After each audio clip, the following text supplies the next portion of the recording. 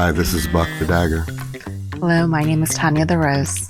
And this is the Dagger and the Rose podcast. He and she conversations. Welcome back. It's been a minute. It has been. Been a busy minute. Welcome back. We're back with episode 3 of the Dagger and the Rose podcast. And lots has happened. Yeah. Coming from the holidays. Just had a birthday, November 27th, followed right by Thanksgiving, Christmas, New Year, and then in the middle of all of that, hip surgery. So labrum tear in the hip. My dear doctor has better language for that because I was unconscious apparently when it happened, and her and the doctor had to talk about what was happening inside of my horrible hip. So maybe you can give them a little bit of a synopsis of what happened, because again, I was unconscious. Yeah, luckily. Yeah, thank God. It's always good to be unconscious during surgery. Yeah, I do say so myself. Tends to be the better way to go. Yeah. So basically, a avulsion of the hip where they had to shave down some of the bone that was misshapen. It wasn't quite as round as a normal hip bone. Had kind of this more triangular protuberance that was irritating the joint, and lots of cartilage and bone on bone. And then some of that cartilage had torn off the bone, so they had to reattach it. So multiple steps. Yeah, fun. 3 hours? Yeah. It took them 3 hours to clean me up. And a lot of it wear and tear. I mean, I had an acute injury from squatting and grappling several months before the surgery. But I've been doing this for 30 years, right? I mean, there's the age, and then there's the mileage, right? And I got a little bit of both. So some of that stuff was old, I imagine. Yeah. My hip's been bothering me for a while, but got brand new parts, ready to rock, and move into this new year. Happy New Year, a little belated, but Happy New Year to everybody. And thanks for everyone who's still following us here, still getting our message out, and having a topic about healing. Yeah. So taking this time off during the holiday season to not only celebrate, but then to heal. And this gives us a perfect opportunity to talk about healing on several fronts. Of course, I have the immediate hip thing, but healing on several ways, including relationships and your own personal healing. So as we were talking, we wrote down a couple of topics. Yeah. So we'll start with number one. In no particular order, by the way. We're talking about the idea of refinement. And this is the idea of removal of anything that isn't useful or optimal. And I'm sure in your line of profession, you've had to remove a few things that weren't optimal for people's bodies. Several cancers. Cancers is usually not something good to keep on the body. Yeah. And that is a perfect way of refinement, because cancer really is an overgrowth of cells that aren't desired. Like, people don't realize that sometimes. You think about optimal performance. I think we were talking about like a race car, right? You put too much weight on it. Yeah. Doesn't perform optimally. Sometimes the best way to get to a healing process from point A to point B is letting go of excessive weight, excess baggage, and things that just don't add value or serve you in some way. And it's not always as easily said as done. No. But I definitely think that is part of the healing process. And I think there's a little bit, you're going in your men's master course, you're talking a little bit about that. Yeah, we have a tool that we use called the spear. Even before that, the idea of being a master reductionist is something that occurs as you become more, in my experience, more seasoned in any type of craft. So beginning years of any type of martial artist or any person is that skill acquisition where you're just taking in a lot of information. You're not even sure what's going to be truly you along the line. So you're pulling in as much stuff as you can. You're trying to become as much of a practitioner as possible based on what you know, which is very little in the beginning. So that's why you spend a lot of time on the floor, a lot of time that is not efficient. But when you're young, of course, you have the time to be inefficient. You have all the time in the world because you have the energy to heal up. But people that I know who are successful not only in business, but martial arts and any profession, find that at some point it's not about how much you add on, it's how much you take off. Mm. And the Yeah. master reductions start to take away all the unessentials, and then they can focus on what are the main things with all the scraps being kind of kicked to the wayside. Yeah. Yeah. I love that. So we use in the men's course, we use the spear. And again, thanks for all the guys who have taken our first pilot course. This is the Men on Courage course. It's going to be for 8 weeks. I've got 10 guys who are committed and dedicated to growing and understanding what courage means and why it's so important. And we use two tools, the spear and the shield, Mm-hmm. right? This one, refinement, particularly talks about the spear because it is essentially about where you're going, right? But also in the shield aspect, it's what I don't let in. Yeah. So I need to know like what I'm protecting in order to know what I'm hunting and what I'm bringing back in behind my shield. So I think when we were originally writing this, I thought about it as a spear thing, but as I'm feeling into it, it's also a shield thing, right? Mm-hmm. Because it's not just about what I go out to the world and get, it's what I don't let in, what I need to kick out, what is essential to keep on the inside. Yeah, I agree. And from the feminine aspect, I think like true femininity is very much about refinement, very much about refinement.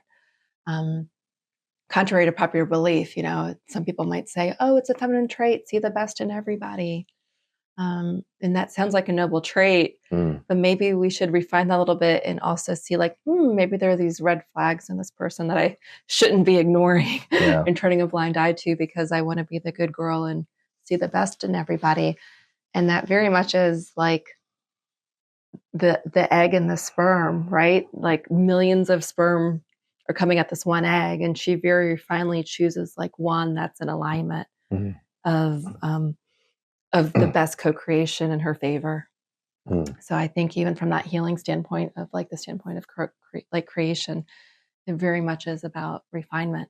Yeah. And just kind of choosing what you allow in your field to create something and just kind of removing everything else. Yeah. This is wonderfully said.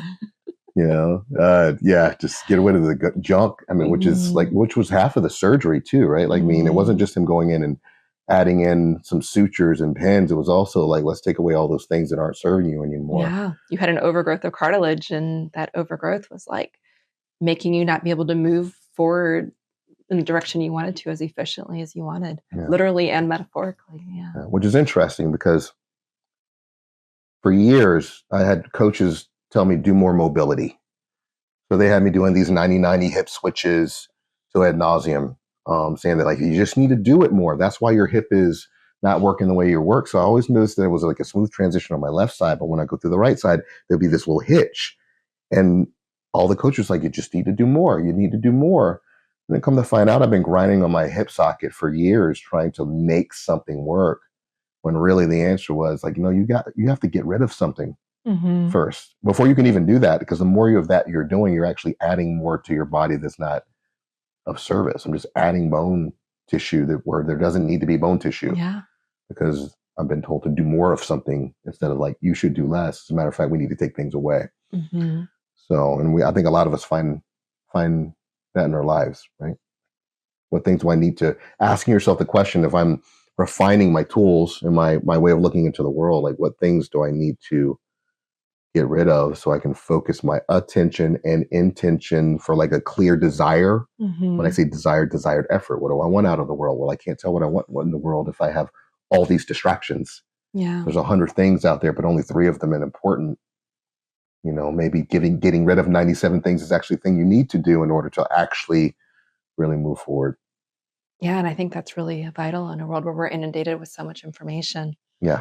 But how much, again, of it is quality information versus just quantity of things being thrown our way. And I think we talked a little bit about that, even with like analysis paralysis. Like I heard you chatting with a group of men last night. It's like you can go to a really high-end restaurant and establishment and have the most fine dining experience, but you might have 3 options or 5 options versus you go somewhere to Cheesecake Factory and it's like reading an encyclopedia, and by the time you're done, you're like analysis paralysis, and that isn't always pleasurable. I was stressed. If you've ever been to Cheesecake Factory, you know the feeling. It's like you're stressed looking at that menu. I'm just like, I just want to escape. There's a burger joint around the spot that has literally burgers and fries, and I will feel much better about this experience. Yeah. So I think it's a really good point. And so yeah, moving on, when we start thinking about like our next topic, which is rest and recovery, which are also generally used interchangeable, but they are two very energetically different things. Rest being a little bit more of a passive break from things, literally to stop. Yeah. Stop doing anything, everything. And just pretty much after my surgery, the hardest thing for me to do was just like, don't do anything. Ask her. Yeah. You know, to keep reminding me, like, are you supposed to be on your hip? You should be walking up down. Like, I'm fine. It's like, someone just cut pieces of your hip out. You should probably not be going up and down the stairs. I'm like, I'm fine. He said I can move on crutches, but what I should have been doing is resting. Yeah, I'm still learning how to do that. Yeah. This is why I'm with a doctor. Versus recovery, which is kind of an active thing. It's an active process. It's the idea of, for optimal health, doing something that actually aids in the healing process. You know, like in the physical world, it might be massage or acupuncture, ice. Meditation if you need to like calm your mind. So you're still doing things when you're in your recovery phase. You're just not doing things at like a higher intensity. You want to elaborate on that? And I think that's a good point. I think one of the hardest things to do in our busy paced society is like we're so valued on how productive we can be. But really just honoring the fact that like even in winter there's rest. You know, things become dormant and rest, and there's nothing wrong with resting in order to heal. And I think sometimes there's this fear of like I have to be producing, I have to be doing, I have to and just taking that moment and just saying, you know, it's okay to rest, it's okay to reset, it's okay to pause, and just be with what's going on and allow your body to take that time to heal. We live in such a microwave and fast-paced society. I even, you know, see that with a lot of my patients. You know, they have this expectation that like they're hard on themselves. They're like, oh, well, I'm not better and it's been 3 days. And I'm like, well, you've had this for weeks or months or years. Like biology and physiology and anatomy, it's just going to take time. Skin cells only regenerate with a certain amount of time. You know, muscle fibers heal within a certain amount of time. So even with the best medicines and tools and surgeries and healing modalities, there is still something of like, we have to rest, we have to take time. And there's a reason they call patients patient, right? Because they're not.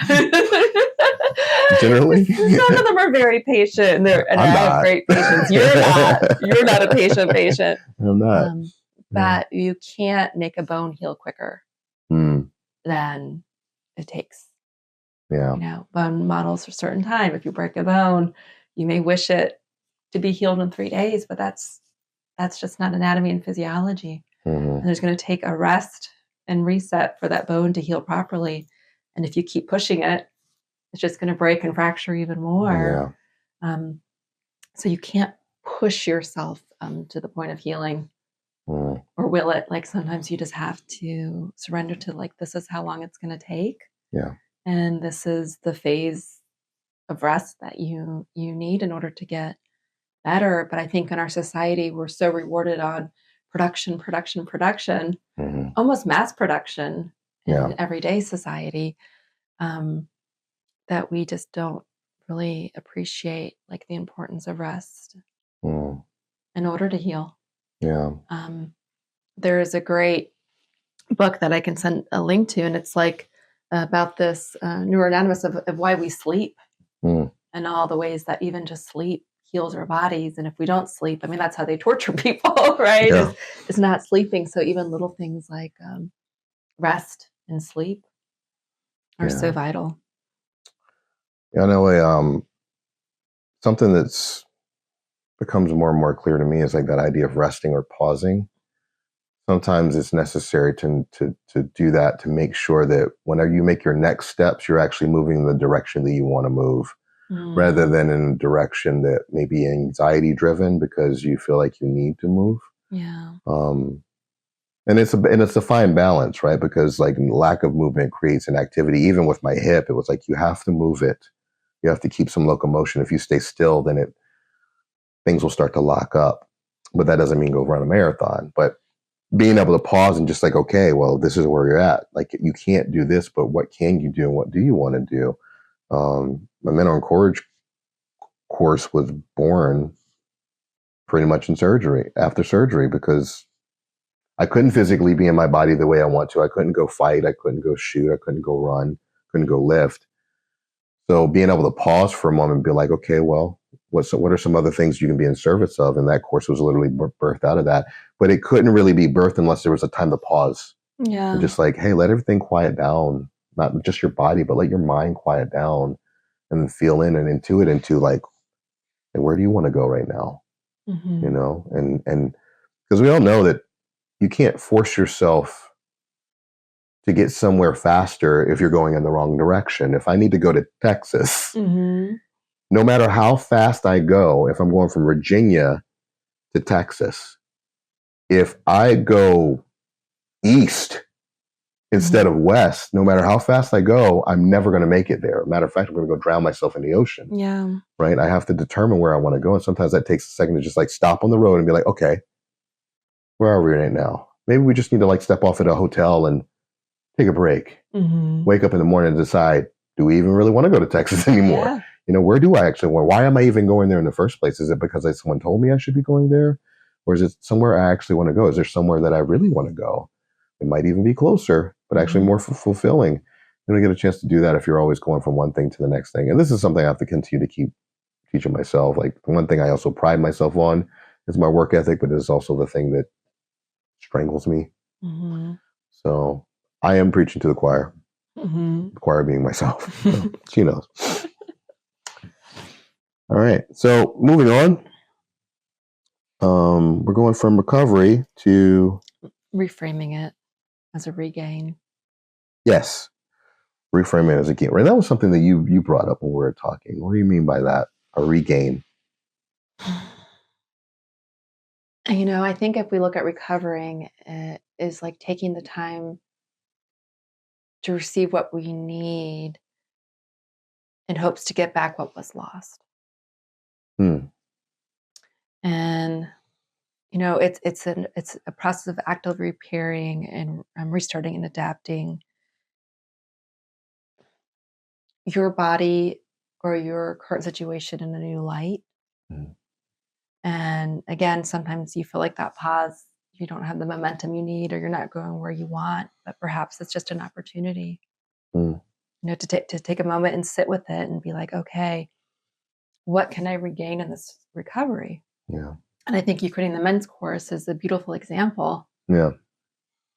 Of like, okay, well, I can't utilize my physical body the way that I want, but you regain something else. And it's almost like when you hear these stories of people who, you know, may lose their vision, but all of a sudden their hearing is just 1,000 times better. Yeah.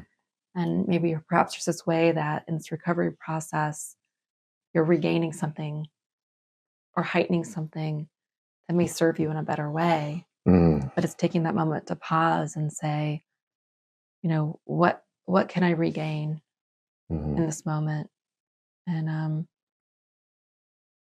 And also I think, you know, mourning the loss of like, okay, I really want to do this in this moment, and being okay with that too. Not like the spiritual bypass of like, oh, well, accept what is. Like, Yeah, I think it's also Pollyanna, everything's fine. You know, I'm fine when you're not. I think it's okay for people to just say like, no, I'm not okay. You know, like the spiritual bypassing was just like, oh, you know, let go and let God. And like those all sound like great quotes, and they can be very useful at times, but sometimes it's like, no, like it sucks right now. Yeah. Like, I don't like where I'm at right now. This is not a comfortable feeling. Let me just lean all the way into that and let me grieve and feel what I need to feel in the moment, and lean all the way in so that there's nothing left. Right? Like you see people kind of dabble with it. They'll give like a little cry and then like, I'm fine, good, shake it off and walk off. And then they'll cry a little bit later. And then it's like, just let yourself cry. Yeah. Let yourself like just kind of emote everything. Just go lean all the way into it so that once you're done with it, you're done. Mm-hmm. Right. And let it get out of your system. And we as a people don't do it very well.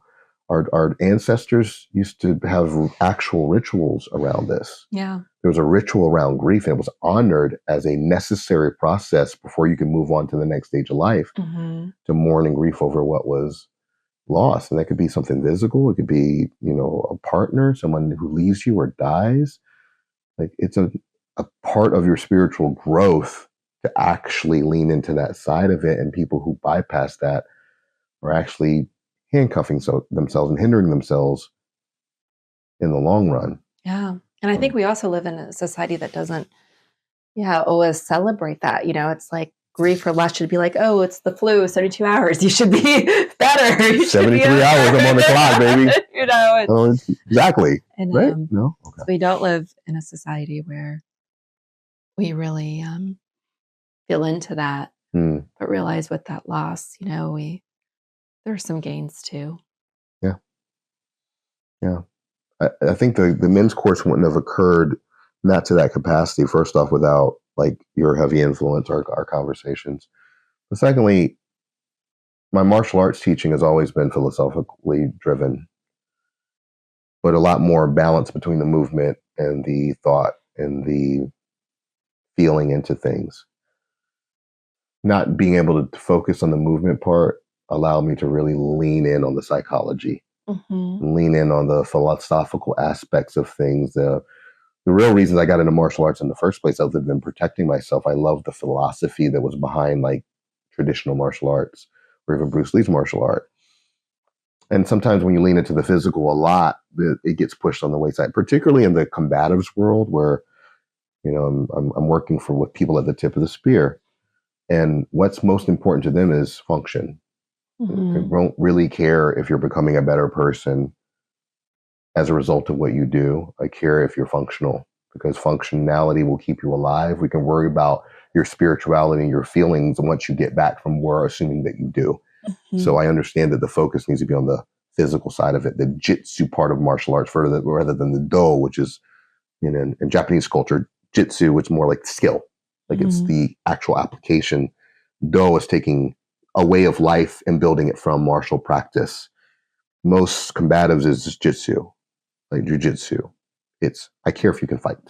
You being a better person is on you. Go to church. Yeah. Right. I've always been into the do aspect of it with the functional side of it. I can't have one or the other. I have to have a martial art that actually works, and I have to have a philosophical framework that actually works. Nothing that's fluffy that doesn't actually have any application to my real life, which is why I love Stoic philosophy. But when doing the physical side of it, especially working with military, a lot of the philosophical side kind of fell away because it just wasn't important as much. Although a lot of the guys after class talking to them, you realize the philosophy meant something to them. Me not being able to move as much as I like to kind of forced me to lean into that aspect. And in our conversation, of course, always sparked that. So moving into next topic, which is time. The thing you don't get back. Yeah. Time is a very relative thing, something we experience. We have tools that measure it, but we usually think about time as how we experience it. And so we have this idea of like, there's a sweet spot in healing where, if I, right after surgery, I get out and I start moving too fast, too quickly, I make myself worse. And then if I don't move early enough, then atrophy and decay and things start to get stuck. And I remember telling like a group of fighters years ago, like there's this saying I had is that everything works at the right time and nothing works at the wrong time. Watch enough fights, you'll see the most horrific form pulled off and win a UFC championship. And then you'll have a guy that has perfect form, but he doesn't throw the punch at the right time again, he gets knocked out. Life seems to be parroting fighting in that point.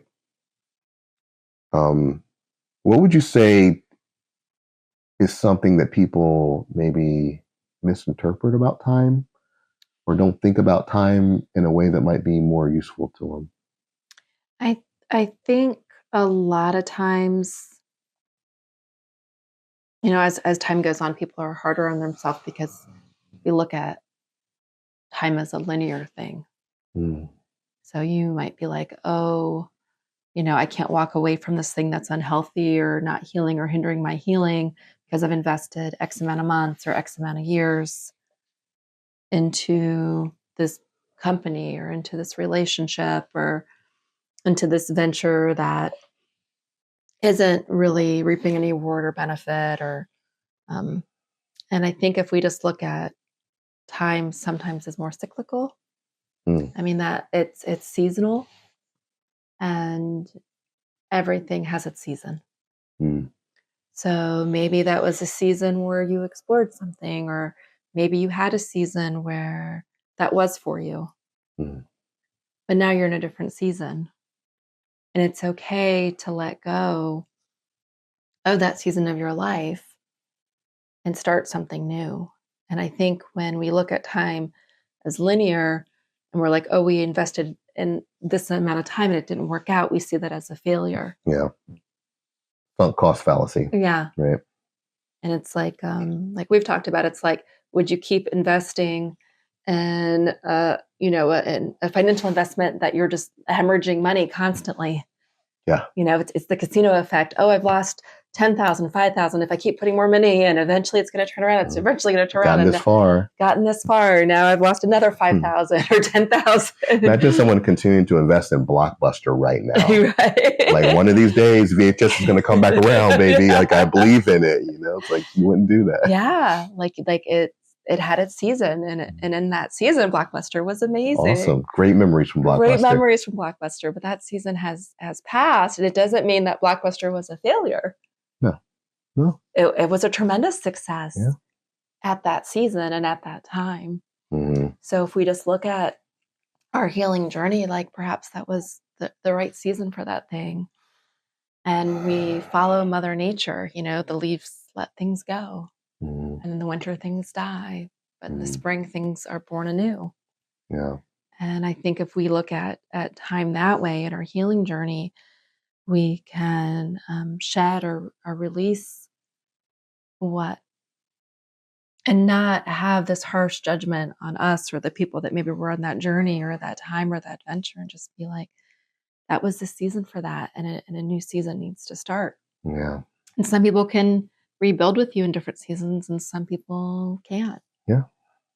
And even through your martial arts journey, it's like you had a season where you were this type of fighter, and you had a season where you were this type of fighter, and and it doesn't mean either one of them weren't successful or fruitful. You're just at a different season. And I think if we looked at time that way as just more of the cyclical, and we could really cherish where we're at, appreciate what we had, but also be willing to let go without the shame or the perceived guilt of like,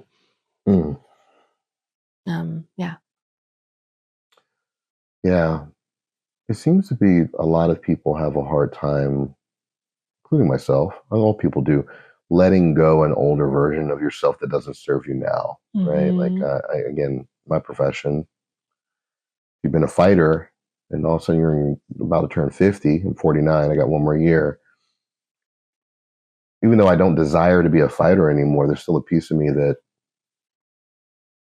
associates myself as being a fighter. I still look at old pictures of myself when I was in the ring or in the cage, and sometimes I look at that and I'm like, I don't know who that person is. Other times I look at it and go like, I was just that person yesterday.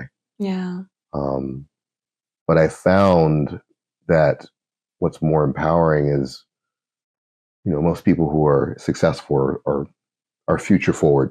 They look into the future. They stay in the present if they're going to have some enjoyment on it, but they look forward instead of backwards. And they start thinking like, okay, well, if we're going into a new season, like what is the excitement part is I can be a different me in this new season. So what does that person look like? What are some of their habits? What are the things they like to do? What are the things that they definitely dislike doing?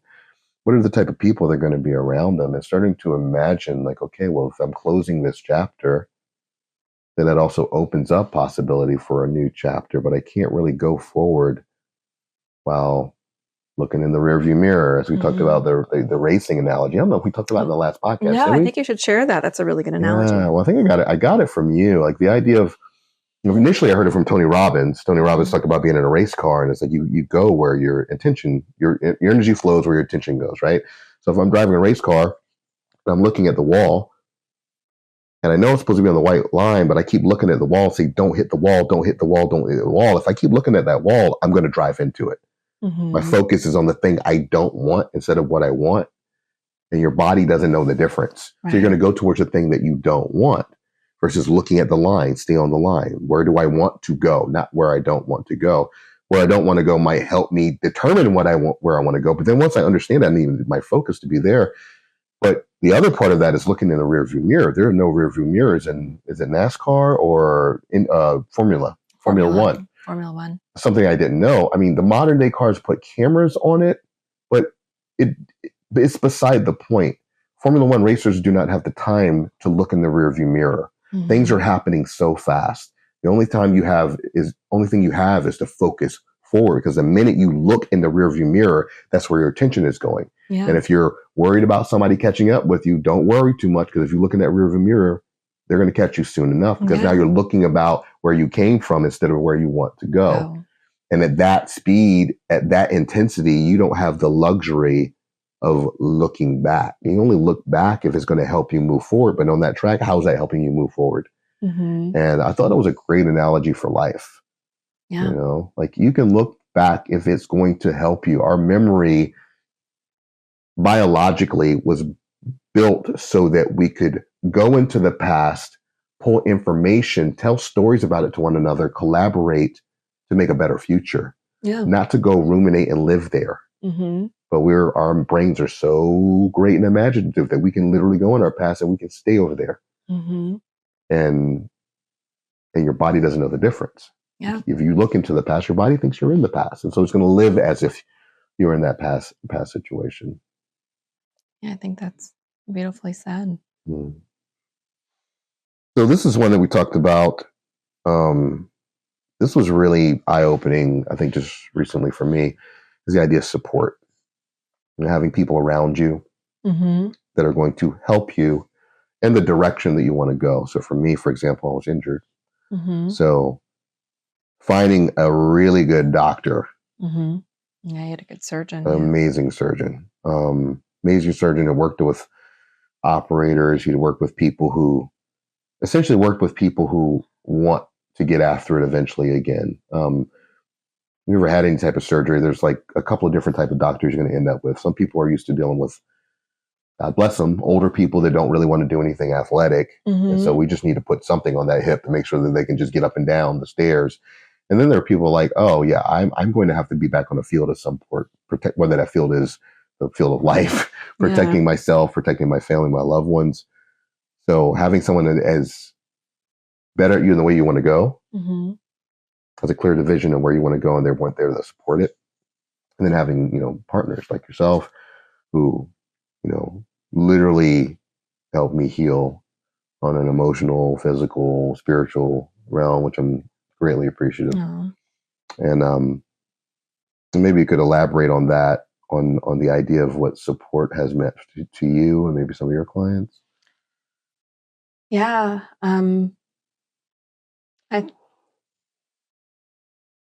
Community and connection is so important. They say no person or no man is an island, and we don't do things alone. And I think, and especially in moments where we are more tender, because we do need that healing, whether we're physically injured, we're emotionally going through something, we've had a tragedy. It's really important to have that community to be around you and help you and support you and want the best for you and see that outcome. One of my favorite things I wrote about was a study where they took children in orphanages, and they did these studies of survival, which ones lived, which ones did not. And what they found is if you just fed a kid, changed their diaper, they had a significantly higher chance. I think it was like at least 50% chance of not surviving compared to babies that were held and loved and nurtured. So just something as simple as like being held and touched and nurtured really increased their survivability by like 50-60% with infant mortality. That's wild. Just holding babies. Yeah. Just holding them. There's just that need for support and connection. And so it's not just the, here's the medicine, here's the bottle, here's the diaper change. Like, no, like we really thrive on interconnectedness. That also means really finding support in the community that has that growth mindset or that nurturing mindset, and finding the right people, whether it's the right coach or the right therapist, the right doctor, the right counselor, the spiritual person, the grief support group, whatever you need to really help you get through that. And there's a lot of wisdom. It doesn't mean that, you're weak. It doesn't mean that there's something wrong with you. Like we're community creatures. I mean, the way you punish someone is solitary confinement. Yeah. Yep. So just that, to remember not to get in despair, and just that support is so important. And I think now more than ever, like that's one of the blessings of like online is there's support groups or communities, and that can really be there. Blessing and a curse. Yeah. Essentially, we're such connection junkies because, I mean, we teach in our course, connection is literally one of the human needs. It's from Tony Robbins' 6 Human Needs. It's not a want. It's not a want, a nice to have. It's a necessity. As she illustrated about babies, they will literally die without actual human connection. And keep their biology as open as much as possible, keep it alive as much as possible. They're still going to die without it. Men, they said, did studies showing that like men healed twice as fast by just being married. Yeah. Just having a partner. They didn't even specify great partner. They just said, I imagine great partner would make it better, but just having a partner, somebody there for them, they healed as fast. But the thing is, since we're biologically wired for connection, we have to be very careful where we get our connection. And they use the idea of it being like nutrition or consumption, or literally, is it food that's like healing you, or is it junk food? Are the people in your lives actually there to nourish you? Or are these people like making you sick over a period of time? Yeah. And once you're in it, you don't know the difference. Like junk food feels great if you've never had healthy food, but you watch movies like shows like Fat, Sick, and Nearly Dead, or what was the one with the McDonald's guy? Super Size Me? Yep, Super Size Me. Yeah, I think that guy died or something, or a heart attack or something. It was horrible. But, you eat that food for a while, and, first you feel great, and then you feel sick, and then you start feeling great because you're like, oh, well, sick is normal. Yeah. And you don't know what healthy feels like anymore. You forget and you told a story about that with dating at one point. Oh, what was the analogy? You said there was a lady on Facebook talking about like the frog and the prince or something like that. Oh, was it the frog farmer, Alison Armstrong? Was it that one? I believe so. It had something. Oh, I know what you're talking about. Yeah, it was, this is what we have to be careful of, and just see what really is in alignment with us, which will be one of our next topics. But it's like, say you're looking for a partner and you meet someone, and like hypothetically, you're like, okay, well, he's not the one for me, but I can kiss a few like frogs for now. Right? Yeah. Like, and then the next thing you know, like you're hanging out in the swamp with the frog, right? Got invited and the next over. thing you know, the frog looks better and better, and you're like, oh, well, is he an amphibian or is he a person? Or when the swamp's not that bad, and I can make it work. Frogs aren't that bad. They're quite nice. And next thing you know, you've wasted like years and time and energy because now you've lowered your standards. And as you've done that, it's like it becomes more and more normal to you. And you knew initially, you're like, oh, this is just supposed to be someone to pass the time. But someone that should have been like, just shouldn't have even been in your field. Now you're trying to make this actual relationship with someone that you should have known from the beginning. Like, no, this was not a person I was intended to have a relationship with. They never should have been. But somehow you fooled yourself because you've been desensitized to this person or this thing, this junk food proverbially, that you forget it's junk food. The next thing you know, that junk food feels good. And now you're addicted to that junk food. And now you're trying to rationalize why you should still be in a relationship eating junk food every day. Good food doesn't taste good anymore. It's not as hyper palatable. So you're like, that's boring. And healthy food is boring to you. Sound familiar? And this is why I can't tell people enough. There are no such thing as neutral people in your life. There's no such thing as neutral. If they are not an asset, they're a liability. And I know that seems super harsh, but if you take a look at your life, you'll know that I'm telling the truth. The person that you allow yourself to pass the time with, like, oh, this should be just the person to pass the time with, is wasting your time. You're moving in a direction, and it's not the direction that you want to go. You're moving in the wrong direction. So it's not passing the time. It's wasting your time. You're actually taking away from yourself. And you're taking years from yourself. Like, just think about it. Dating's an investment. We all know this. Most people just think it's this fun thing, but it's like, if I really want to have a great relationship in my life, I would rather have as many years as possible and quality years as possible with that person. Do I have time to go waste it on people that are going to destroy my palate, to make it harder for me to recognize when I have a good person in front of you or not? Because if you get addicted to the junk food person and then the good person shows up, you're not even going to know you got a prince or a princess or a queen or king in front of you. You're going to think like, oh, that's boring. Oh, that's kind of nice, but that's not for me, because you've been in the swamp for forever. Eating frogs with a homeboy over here. Well, and even the analogy of the frog, right? They say if they throw a frog in a hot pot, it's going to jump out. You make it cold and you put them in that pot and it starts swinging, you slowly increase the temperature, it will never jump out of the pot. It won't. You can boil that thing to death. Die alive. Because you just slowly increase that temperature, and it's a subtle little variation. The next thing you know, it's not a quick shock. It's a slow. Your French food. And we're back, France. I had that one in my back pocket. I couldn't wait to pull it out. See, I'm getting to the dad joke era of my life. Yes, finally time. I don't have to be cool anymore. Which kind of leads us to like alignment. Like really, what does your true self actually want and desire and need?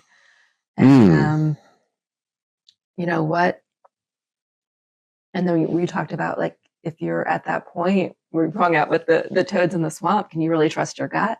You might want to go into that. I thought that was a great analogy.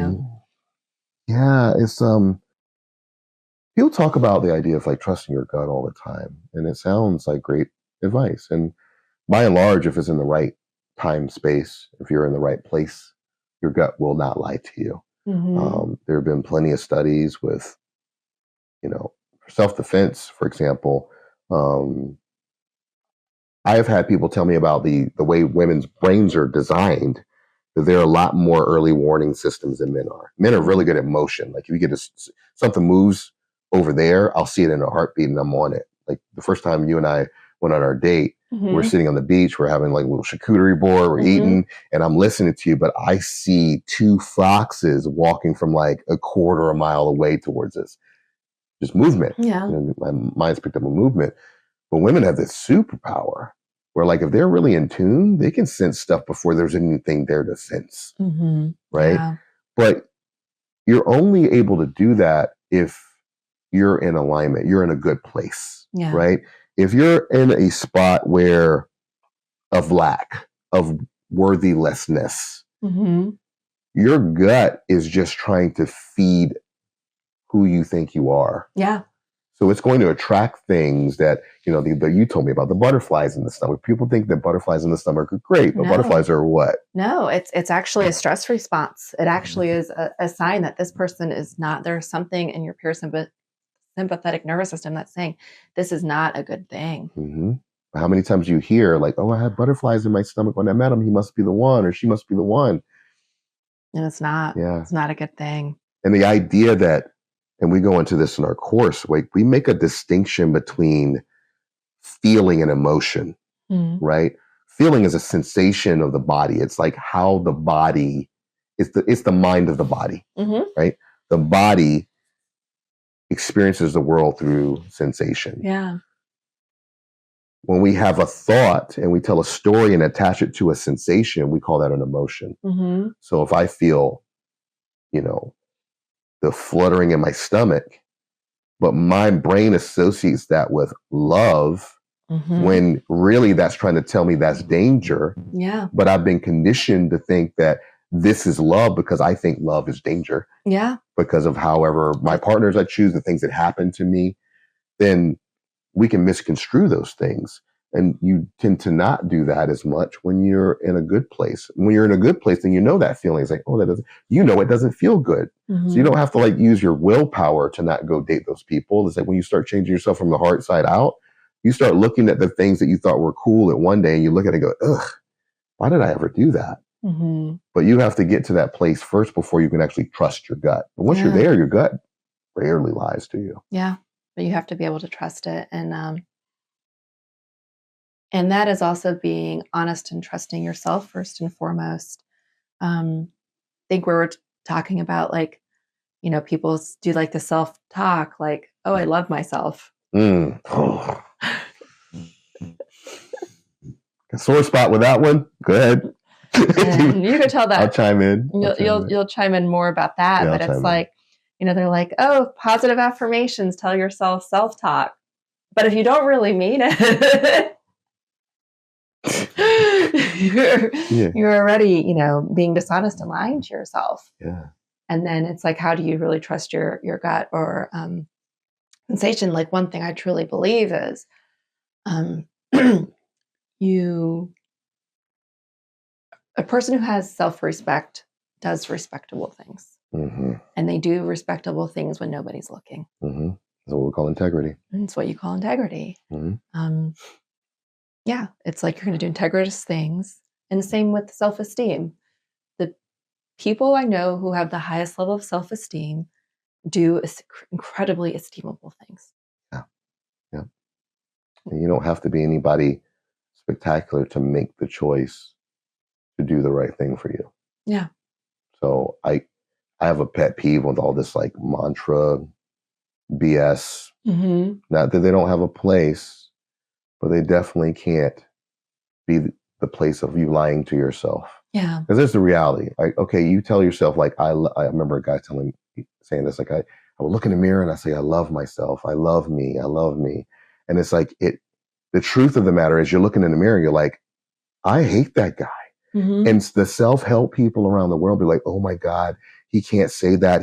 He's going to commit suicide. No, as a matter of fact, that guy's probably the only one who's not, because he's being honest with yourself. You look in the mirror and you're like, I'm 50 pounds overweight. I have no discipline. I can't hold down a job. I can't even look at myself in the mirror right now. No, I don't love that guy. I actually don't like him. But I could learn to respect him if he started making changes today. If he ate a salad today instead of that hot fries or whatever, I could respect him a little bit more. That's honest. And I want to be honest with myself if I have to have self-respect, if I have self-esteem. Self-esteem is I honestly actually believe that about myself. But if you don't actually believe it, and it kills me because I see people say things oh, I sleep around and that's my right to be able to do that. But it's but if you were okay with that, why are you keeping that in the shadows so much? Yeah. Why are you so ashamed when people bring it up? Why don't your parents know about it? Or your closest friends? Some of your closest friends do. Maybe they do because they're doing the same thing. It's if you can't say that out loud, not to say that everyone should know your business, but if you can't say that out loud to people that you care and respect, particularly people you care and respect, then maybe you should take a good look at that, because that probably means that you're looking in the mirror at yourself and going I don't respect that person. And how do you ever expect anybody else to respect you if you don't respect yourself? Yeah. The first person you can't lie to is you. Yeah. So dark honesty. Yeah. Right? Again, we talked about earlier, when we talk about grieving, go all the way in. If you're looking at yourself, you say you're a piece of shit, Like, look at yourself and say, I'm a piece of shit. That's what I really believe about myself. I'm not going to lie when I say, like, oh, sunshine, rainbows, I'm a great guy. Like, no, you think you're a piece of shit. You may not be one, but you actually do think that. So go ahead and say it out loud. And now we have a starting point. Like, you're a piece of shit. And tomorrow, you could be less of one. Mm-hmm. You could be a better person. You could be an awesome person by the end of this year. You could be somebody unrecognizable by the end of this year. That is honest with yourself. You could be. You can start respecting yourself a little bit every single day by doing respectful things. Yeah. And I feel like one of the most important thing is like making things digestible. It just has to be a 1% improvement.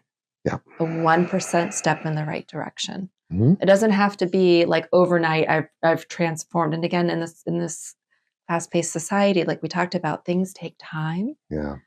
And being gentle with yourself and saying, you know, I'm here. I desire to heal in whatever area and be in a different place, and being tender and gentle with yourself and knowing that's going to take time. Yeah. And just saying, okay, how can I make this 1% better today? Mm-hmm. Mm-hmm.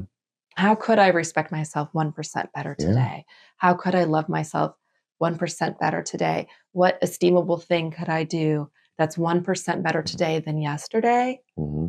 And by the end of the year, you're 365% better. Yeah. And then it's digestible. It's like that old saying, it's like, how do you eat an elephant one bite at a time? Mm-hmm. Yeah. And I think that's part of the healing process, is like, we don't have to have the answer and the solution and heal overnight and transcend overnight. And if you're 50 pounds overweight, it might take you a year or two to lose it. And you might gain a few pounds and lose a few pounds. But the it might process, take a couple of months before you even see the scale move. Yeah. You know, but those are the weeds going underneath those are the roots going underneath the surface. You know, like some of it is just building the habit of being a better person. You know, like when you say the 1%, we used to call it kanai, constant, never-ending improvement. It was like the 1% rule. You wake up every day, you try to be 1% better. 1% better, like, could be. I mean, I remember James Clear, who was a really big Atomic Habits guy. If you've heard of him, he would say, I would recommend people not go from zero to go into that run. Yeah. I would recommend people getting up in the morning 15 minutes early and just putting your shoes on and walking out the door, and then literally walking right back in, and then do whatever. He said, because you're trying to build the habit of the more respectful version of yourself that's achievable. Anyone can put their shoes on. Like he said, he had a guy that for like 2-3 weeks, he told a guy, like, just go dress out, go to the gym, hang out for 15 minutes, don't do anything, and leave for a week. Yeah. But then after a week, it turned into like, well, I'm here, I might as well do something. And then over a period of time, that guy lost a ton of weight, because little by little, he did something that he could wake up in the morning like, you know what, yesterday, I'm pretty proud that I did that. And he had something every day that he could do to be proud about. And over time, pride became the habit. Yeah. And I think that it's just important to give yourself permission to prioritize yourself in that healing too. And I think that's just a good takeaway. Just like really go inside yourself. And again, with that rest and recovery, like really go inside yourself and really be honest with yourself, tenderly honest. You don't have to be hard on yourself. But I think that is a point, because you have to trust yourself and have that self-trust. And then you can respect yourself and be like, honestly, this is what I really need to work on, or this is what I really desire, or this is where I really want to be. I mean, we're in January, it's the beginning of the year. And you could be a totally different person, you know, by the end of that. And which kind of goes into our next topic, which is mindset. And one of the things that I like to talk about in medicine, that a lot of us have heard about the one side of the coin, but not the other side, with healing, is the things we believe and feel going into something. And the mindset I'm talking about, which everybody's heard about, is the placebo effect. Right. So, you know, practicing medicine and studying medicine, you always hear about this placebo effect, where it's like, okay, you can take the medicine, you can take the sugar pill, and some people will get better with just the sugar pill, or say the sugar pill is just as good as the medicine, etc. Some, it's like you could take a white sugar pill, but a red sugar pill, but people think the red sugar pill is the actual medicine. So they get better with the red sugar pill versus the white sugar pill. So the mind's powerful thing. But one of the concepts that most people who don't practice outside of medicine is the nocebo effect. Mm. And the nocebo effect is the exact opposite, where you will have someone take a sugar pill and they'll have all these negative side effects. Mm. Based on the story that they believed about the sugar pill? And that's the thing. Mm. It's just the point of that is your mind is such a powerful thing. Mm-hmm. You could take a sugar pill and get better. You could take a sugar pill and feel like crap. And not to say that we don't need actual medicine or actual healing modalities. I mean, I practice medicine. I thoroughly believe that we do. But I think the part that we forget about is our mindset and our mentality and our belief system of something going into it. Mm-hmm. You know, I tell a patient, if you don't feel good about this medicine, I don't want to give it to you. Mm. Because if you already feel bad about it going into it and you're already worried about X, Y, Z, well, the mind's a powerful thing. Mm-hmm. Let's look at other treatment modalities or healing modalities. Because if you don't feel good about it, chances are you're going to be that person that has more negative side effects based off this nocebo placebo effect. Mm. And part of that is just maybe they're just trusting their intuition, their divine guidance. They don't feel good about it for a reason, but nonetheless, Sure. If you don't feel good about it going into it, I tend not to want to prescribe it. So one of those things is from this healing standpoint is really look at your mentality and your mindset going into it. And what frame of reference do you have? Where I thoroughly thought it was a Carl Jung quote.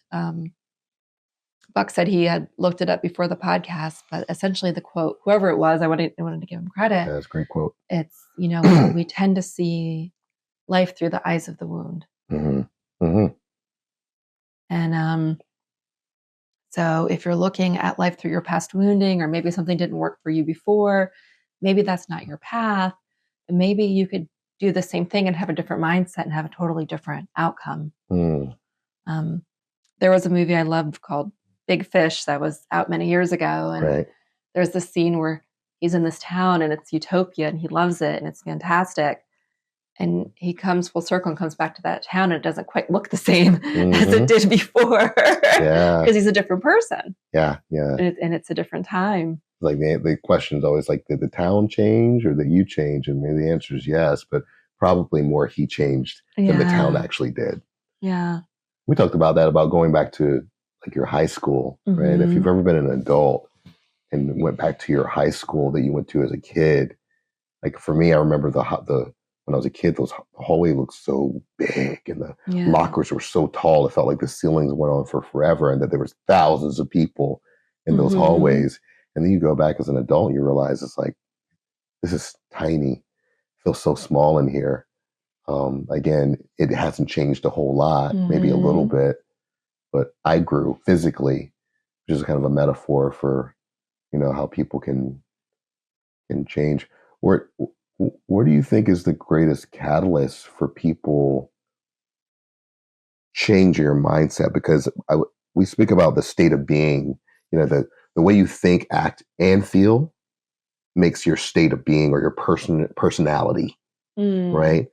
And what I've noticed, maybe you've noticed too, is that when people change the way they feel, because people have thoughts all the time, but when they change the way they feel, it's like there's shift that occurs. Oh, yeah. But what do you think is that?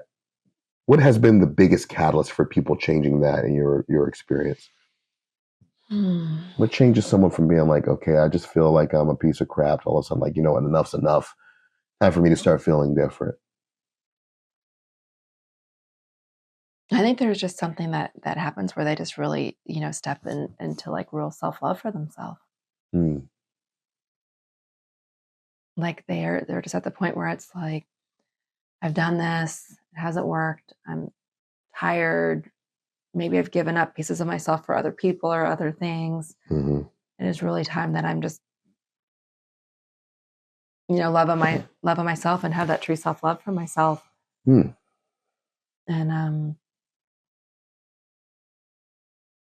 I think that would be the main thing that I've seen, that they're just ready for that. Yeah. They've given away so many pieces or so many things to other people, or Yeah. try to live in other people's narratives and Mm. done things for others. And there just comes a point where it's like almost a reclamation story where Mm. they're like, okay, well, this is my life and I want to live it for me. And Yeah. I want to live it embodied the way that, I truly desire. And Mm-hmm. they're finally seated with that desire. Mm-hmm. I always say you can't help what you desire. Yeah. Yeah. Yeah. Just almost like it, whatever you desire, you can't help it. You just can decide what you want to do with it. Yeah. And I think there's this overwhelming passion or desire or love that just kind of overtakes them to take that first step. Mm. Yeah, I feel like I feel like I've experienced as a coach two ends of the spectrum on that. There's people that finally have that revelation. And then there's the people that hit rock bottom. Yeah. There's nowhere to go but up. Nowhere to go but up. Like you hit the bottom, you're like, I can't keep doing it this way. Like I have to shift something. Otherwise, I may not be around tomorrow, and that may not be like, we're not talking suicide necessarily. Yeah. Although some people is like, I either die or I get reborn. But either way, I can't stay here. And I know that pain can't push you for long periods of time. Just like anger is a really good jet fuel, but it's horrible long term in your system. Mm-hmm. Like at some point, you got to find some type of love and purpose in it in order for it to be sustained. But I often find that when people get to the point where the pleasure they're getting out of the horrible thing they're doing isn't outpacing the pain that they're getting from it, or the misery or the guilt, and at some point they're like, enough's enough. Yeah. Like I can't keep feeling this way. I got to start feeling a different way. Otherwise, I'm not going to make it out of this thing. Mm-hmm. But I love that like people can approach it both ways. Like you don't have to hit rock bottom. If that's what you choose to, that's your choice. But you don't have to. Yeah. You could start in a place of like, hey, I like myself. I want to do more. Mm-hmm. Or you could hit the rock bottom. Yeah. Yeah. Let pain push you. Your choice. Everybody has their things. Hey, I've done both. I've done both. I've been the knuckle dragger, and I've also been like, you know what? Let me get ahead of this. I think I just want better before it gets bad. I don't have to. We say better it gets, the better it gets. The better it gets, the better it gets. Yeah, she's my optimist. That's why I'm around her.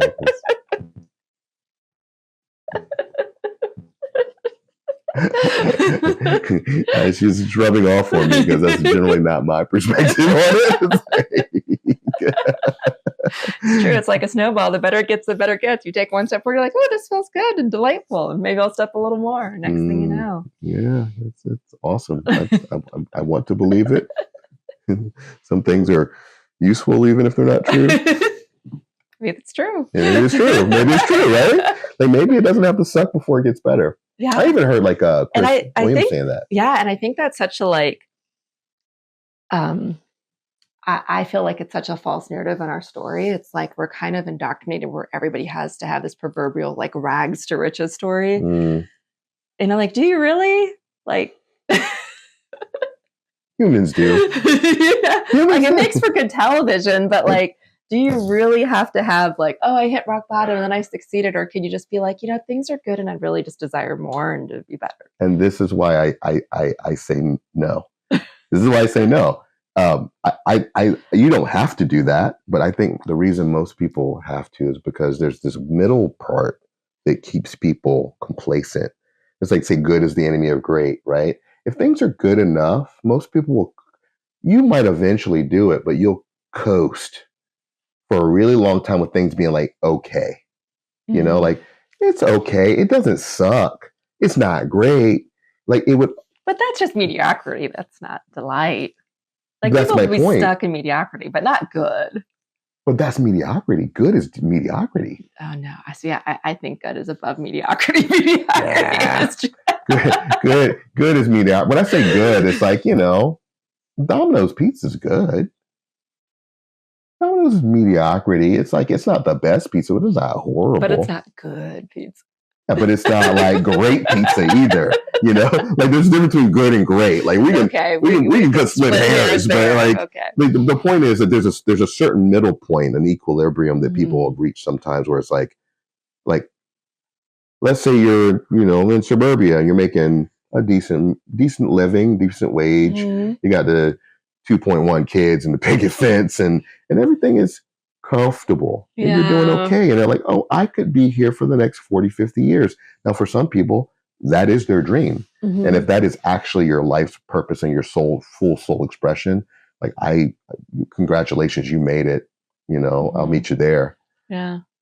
But for a lot of people, there's that little buzz in the back of their head. It's like, God, Yeah. I really want to do something, but like, this is so comfortable. Like, Mm. why would I make myself uncomfortable because growth is uncomfortable? Mhm. Like, if you're already comfortable right now, like, I want to get in better shape. I'm like, I'm in good shape. I'm in decent shape. I'm not in great shape. Yeah. In order for me to get in great shape, I'm going to have to go outside and go for a run in the cold and make myself better. And I make see your myself point. uncomfortable first. I'm like, why would I do that? Now, when things already suck and I'm like, I'm already fat and I'm already this and that, I'm like, I can't get any worse. It's like the pain of that.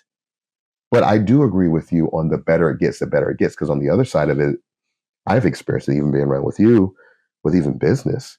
It's like you get to a certain point, like you start making a certain amount of money, you start being around a certain high vibration people, and you're like, oh, I want more of that. I want more of that. And then that builds momentum. And that's where like the better it gets, the better it gets. But it's like the two ends of the spectrum are usually when people change. Yeah. The middle is like the suck. Yeah. You would almost you would either like wish that you were at the top or they just go all the way to the bottom, get it over with, and climb yourself. Just from human behavior. Again, people don't have to do that. But when I'm watching people do stuff, this is generally how we do it the hard way. Hard way. Yeah. Appreciate all of your support over the years, and we are going to continue to keep bringing content from the Dagger And the rose. He and She Conversations. Take care, everyone. Take care. Bye.